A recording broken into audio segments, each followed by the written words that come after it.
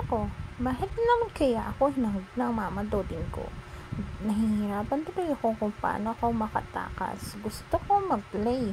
Gusto ko makaalis sa yakap ng mama Doding ko. Kaya, gagawa tayo ng paraan para makaalis si Buslog sa hawak ng mama ko. Sana makatakas na tayo.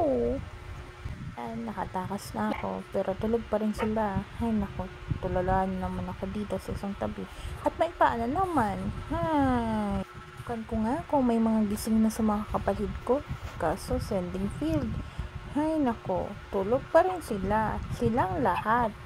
Mag-isa lang ang Buslog nyo. Ay nako, bakit kaya ganon? Dito nga ako sa likod ni Cute. Baka sakaling magising ko siya. Boy nyo nananaginip. Ako lang yung duty sa kanila. Ako lang yung gising. Sila tulog.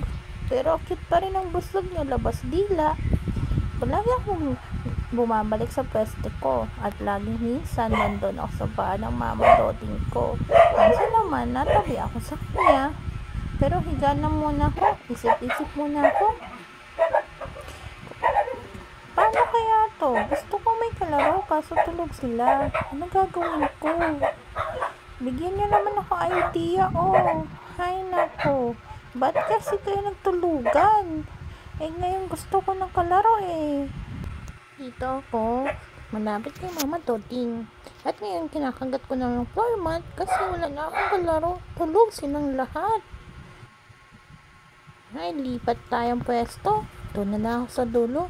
Kung tulog sila, di matutulog na rin ako kasi kahit anong gawin ko, wala naman akong kalaro. Mag-isa na ang Buslog nyo.